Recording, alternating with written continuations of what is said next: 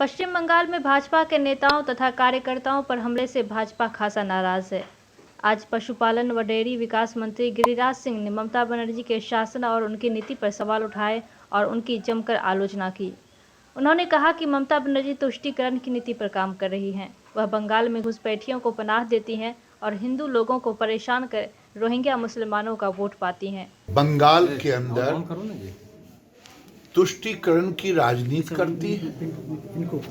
पिछले चुनाव में उनके एमएलए ने पत्रकारों को, बाहरी लोगों को एक मोहल्ले में ले जाके कहा कि ये मिनी पाकिस्तान है, आपको ले चलता हूं।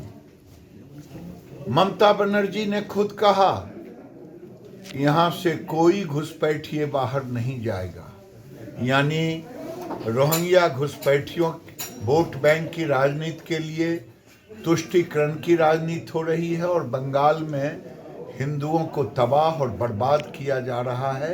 हिंदू अब बंगाल में रहने लायक नहीं रह गए हैं क्योंकि ममता की सरकार में हिंदुओं के लिए कोई स्थान नहीं। साथ ही गिरिराज सिंह ने कहा कि बंगाल में लोकतंत्र खत्म हो गया है और इस बार भाजपा अत्याचार और तुष्टीकरण के खिलाफ चुनाव लड़ेगा और 292 सीटों में से 200 से अधिक सीटें हासिल कर सत्ता में आएगा।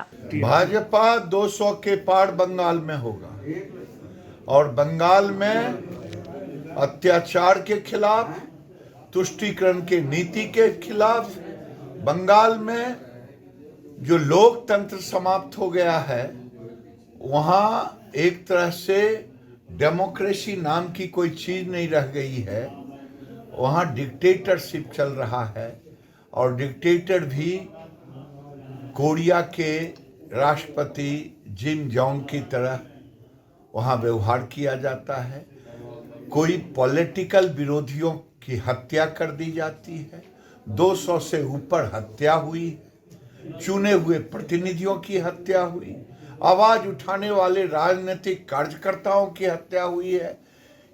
इस बार बंगाल में ममता का सफाया तय।